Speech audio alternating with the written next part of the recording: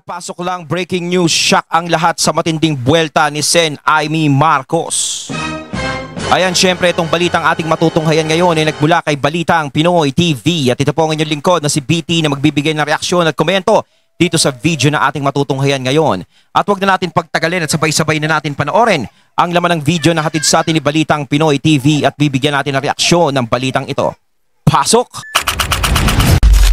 Narito ang Balitang Pinoy TV.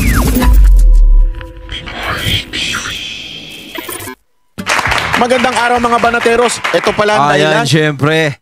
Bago natin simulan ng video ito, nais ko nga pala magbigay ng credits ulit dito sa boses na madidinig natin dito sa video na bibigyan natin ng reaksyon. Walang iba kundi si Banat Bay. Ayan, syempre, supportahan natin si Sir Banat Bay. Bisitahin niyo ang kanyang YouTube channel. Syempre, huwag kalimutang mag-subscribe at click the notification bell para maging updated kayo sa mga vlogs ni Sir Banat Bay na nilalabas. Ayan, syempre, huwag nyo rin kalilimutang panoorin. Yan, pakinggan ang Banateros. Syempre, isa din si Sir Banat Bay dyan sa mga sinusubaybayan natin dyan sa Banateros. Pagpatuloy natin. Kung bakit ayaw na ni Marcos na ituloy yung impeachment. Naku po.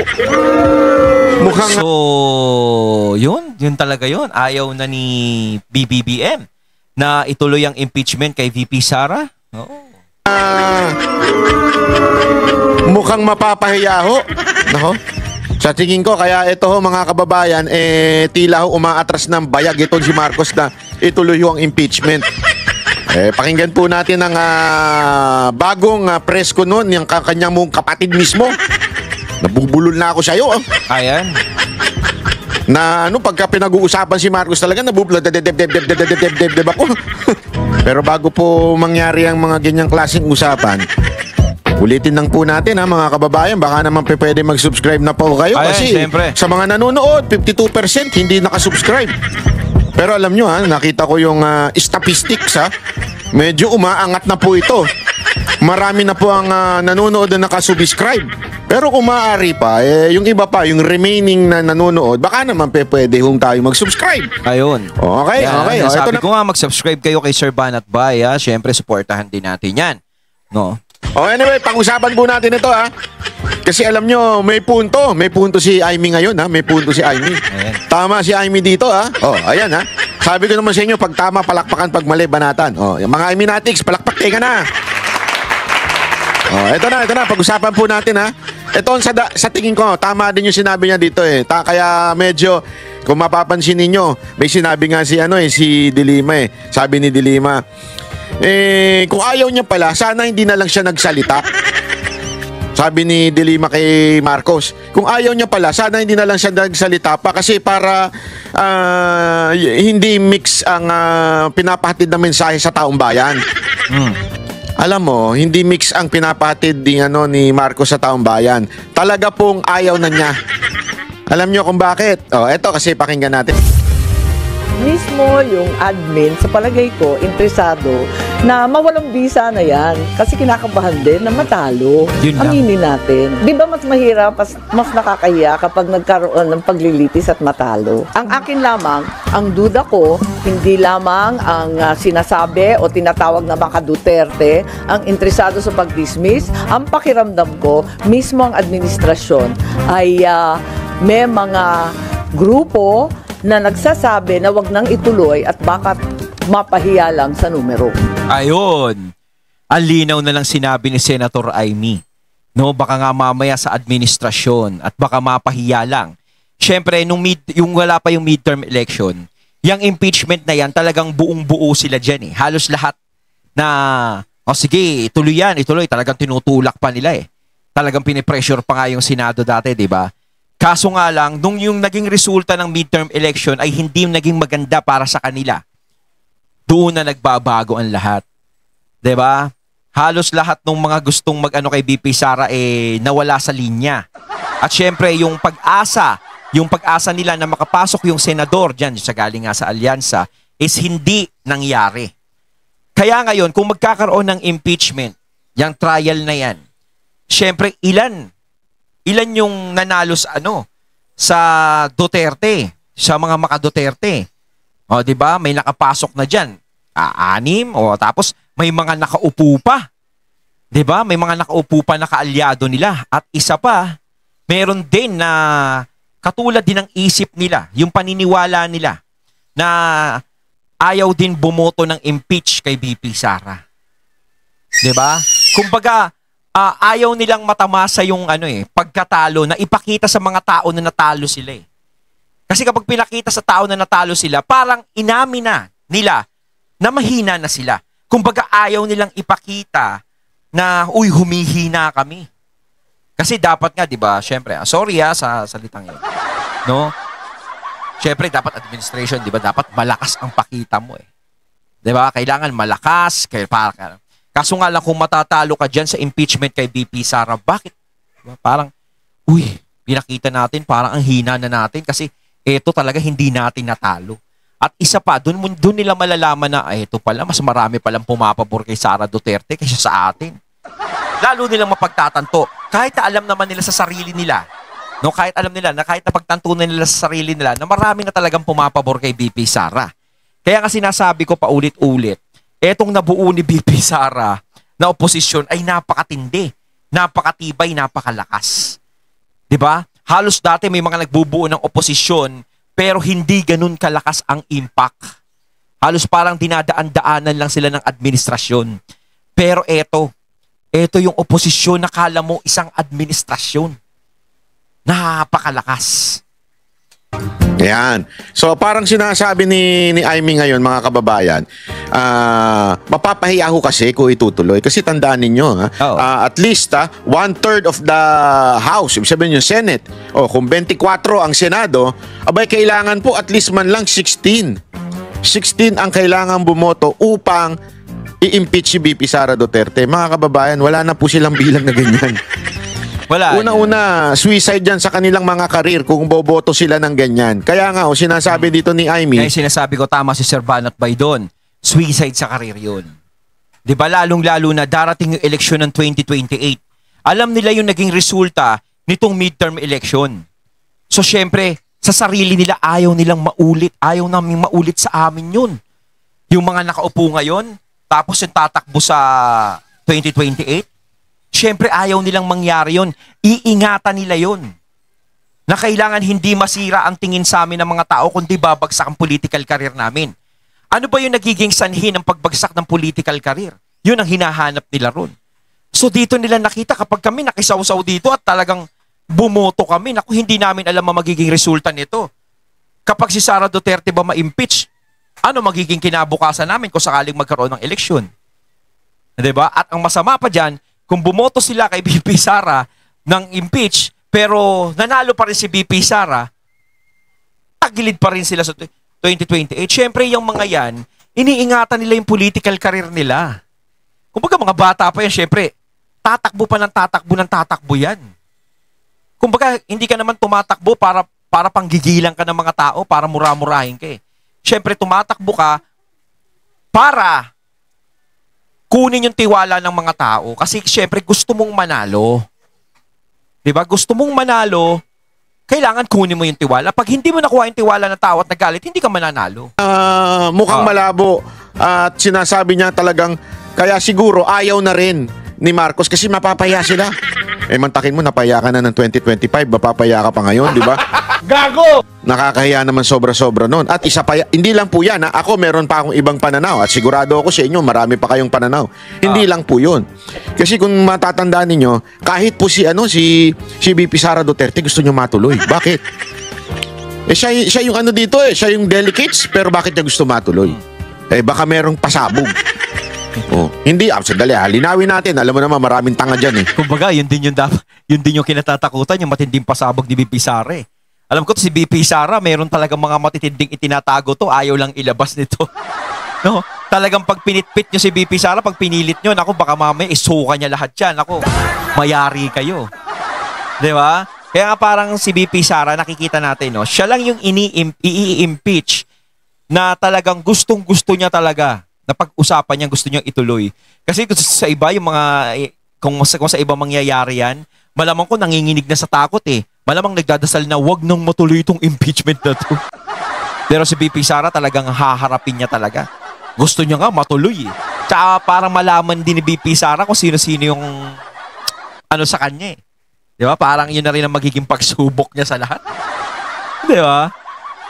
Lalo na sa Malacanang. Pag sinabi nating pasabog, hindi ibig sabihin bomba. Ibig sabihin po nung pasabog, para po, baka mamaya maraming ilalantad na sikreto. Ayun. Na Diba? mga, kasi tandaan ninyo, maraming bitin eh. Maraming alam bitin. niyo naman si BP Sara, yung mga binubugal ni BP Sara talaga, nagugulat tayo sa mga nangyayari. Ngayon, baka mamaya meron na namang ibuga si BP Sara. Nako! Doon sa kwento ni BP Sara Duterte tungkol doon sa mga envelope, tungkol doon sa mga hinihinging pera sa kanya. Nako. Ladies and gentlemen, pag nag-impeachment, ano po yan? Talagang nationwide. Actually, baka nga hindi lang nationwide, baka buong mundo manood dyan. Kahit to yung ibang foreigner, manood po dyan eh. Siyempre, grabing ingay ng mga Duterte sa ibang bansa eh. So baka mamaya mas lalo mabuking ang administrasyon. Kasi dyan maglalabasan Magiging ng mga... usap-usapan sa buong mundo yan. Di ba? Basta Duterte. Kita mo naman si PRRD. Sikat na sikat sa buong mundo. Siya yung presidente na talaga kinikilala ng buong mundo. Halos nga yung mukha ni PRRD ginagamit pa ng isang tumatakbo sa ambang lugar yun, mga katunay. Paki-mention nga kung saan yun, nakalimutan ko eh. Kung saan ba, Taiwan ba yun o ano ba? Basta yun na yun. Diba? Ginamit pa yung mukha ni PRRD para i-endorso yung sarili niya na kasama niya sa PRRD. Diba? Tignan nyo naman ha. O tapos binabalita ang mga Duterte sa ibang bansa. O, kilalang kilala sila eh. Diba? Wala na sila sa posisyon. Si PRRD wala na sa posisyon. Nakakulong si PRRD ngayon. Pero halos talaga laman siya ng balita, kilala ng buong mundo. Hindi lang Pilipinas. Kahit wala na siya sa pagiging presidente niya, halos tinitingala pa rin siya. Napapag-usapan pa rin. Yung iba kasing tumatakbo ng presidente, kapag natapos na yung termino, wala na, hindi na pinag-uusapan, pinanggigigilan na. Diba? Ako, si ano, nung dating nakaupo yan, nakakabuhisit yan. Wala, diba? Pero kay PRRD, iba eh. Hindi ganun ang nagiging resulta, hindi ganun ang sinasabi sa kanya. Yung mga tao nga, may mga nagsasabi, kung pwede pa nga maging presidente si PRRD, tumakbo siya uli eh, diba? Halos lahat positive ang naririnig natin kay PRRD kumpara nung sa iba. Nang hihingi. Di ba? Mga kumukomisyon. So talagang sa tingin ko, kaya nga gusto ni BP Sara Duterte. Kaya nga alam mo, nung una, hindi ko naintindihan yung punto rin ng ibang mga senador, bakit gusto nilang matuloy. Kahit sila ay kaalyado ni Pangulong Duterte, bakit nila gustong matuloy? Kasi pala, sa tingin ko, meron silang gustong lumabas na mga sikretong mabubunyag. Kasi ultimo si BP Sara gusto niya lumabas eh. Kumbaga, diba? Si BP Sara, o sige, gusto niyo akong hilahin pababa? O sige, sabay-sabay tayo, babagsak. Parang gano'n. Kumbaga, hindi lang ako. Idadamay ko kayo, kasama kayo dyan. Parang gano'n. Ang masama niyan, kung talagang si BP Sara naglabas ng gano'n, si BP Sara, alam naman natin, kapag nagsalita yan, may mga ebidensyang nilalabas. Di ba? May mga ebidensya siyang pinapakita. Yun ang mahirap dun. Kapag may mga ebidensya siyang pinakita, naku po. Diba? Gusto niya mismo talagang harapin. Although yung abogado niya, of course, if you are a lawyer, you would rather not go to that matinding trial. Kaya malupitan po yan, ubos oras lahat, marami hong maantala na trabaho dyan. Kaya nga sa tingin ko, tama ito sinasabi ni Amy Marcos na sinasabi niya ngayon na baka ayaw na rin talaga ng administrasyon. Hindi lang sa tingin ko, hindi lang dahil sa bilang, kung hindi maraming mabubunyag, di ba, na sikreto at kabahuan ng administrasyon na ito. Olat na nga sila, mabubunyag pa yung sikreto, kawawa na ang 2028. Hindi, kaya nga tingnan ninyo, bakit mismong si Speaker Romualdez medyo nung sinabi niya, galangin na lang natin ng si Chis Escudero kung anong gusto niya. Hindi, alam mo, eto mga kababayan, siguro nung una, syempre, gusto nilang matuluyan o mag-ingayan kasi tandaan niyo nag-eleksyon di ba? Akala kasi nila, ang purpose nila, i-damage ang mga Duterte. Yun ang kanilang purpose damage ang mga Duterte sa 2025. Nung hindi naging effective, wala nang purpose yung impeachment. Wala na yung purpose yung impeachment. Kala kasi nila magiging maganda yung resulta ng ginagawa nila sa ginagawa sa mga Duterte. Kaya nga sinasabi ko parati, malaking pundasyon na naipundar ng mga Duterte. Tapos yan pa ang babanggain. Kumbaga binabangga nyo, malaking adobe. Malaking adobe na nakatayo Diba? Sinubukan yung banggain, kaso nga lang talagang hindi nagtagumpay. Halos lahat na ng kasiraan sinasabi sa mga Duterte, kaso hindi pa rin pinapaboran ng mga tao. Halos pumapabor pa rin sa mga Duterte yung tao. Hindi masira-sira yung pangalan ng mga Duterte. Hindi pinaniniwalaan, nagiging bulag yung mga tao, nagiging nakatakip ang tenga kapag mga Duterte ang pinag-uusapan. Kasi alam niyo kung bakit? Hindi naman ganun kasi yung nakita ng mga tao sa mga Duterte. 'Di ba? Hindi bulag yung mga tao, hindi rin sila bingi sa ginawang maganda ng mga Duterte dito sa Pilipinas at sa Davao. No? Hindi tatagal sa Davao manungkulan ng mga Duterte kung yan ay mga walang ya. At mismong mga taga Davao ang magpapalayas dyan sa mga Duterte kung hindi naging maganda yung pamamalakad nila sa Davao. At alam naman natin si PRRD nung naging presidente. Ako, ginagawa kong basihan dyan, hindi yung drug war, hindi lang yun. Nung pandemic, ang laki ng itinulong ni PRRD nung panahon ng pandemic sa mga tao. Kung iba ang presidente noon at hindi si PRRD, malamang ko sa kangkungan na tayo pinulot lahat. Kasi, kita nyo naman, talo na eh. Talo na yung mga kandidato at siguradong marami na hong papanig dito ho sa mga Duterte. Eto, pagka mapapahiya pa ho sila uli, yan ang sinasabi. Pinating kagahapong video, di ba? Tayo na, lagi silang paulit-ulit na portpid nyo yan. I-portpid nyo mga mukha nyo. Kayo nga eh. Pagkatapos ninyong ipasa yung impeachment complaint, portpid kayo. Ngangaragin yung Senado ngayon. May oras pa sila ng mga panahon na yun. Kaso hindi naman, nagpabanjing-banjing lang sila. Kung ano yung ginawa ng Kamara na hindi na dumaan sa due process, gusto nyo ganun din na Senado?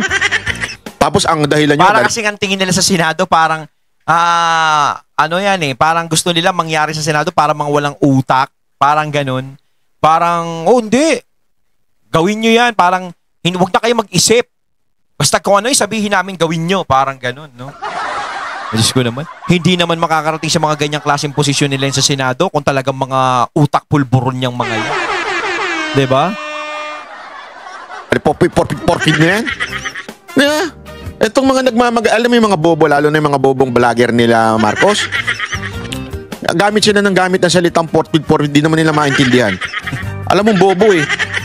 Mantakin mo ngaragin nyo yung Senado dahil sa hindi nyo pagdaan sa tamang proseso diyan sa Kamara, ngangaragin nyo ngayon yung Senado. Tapos isadahilan nyo yung portweed.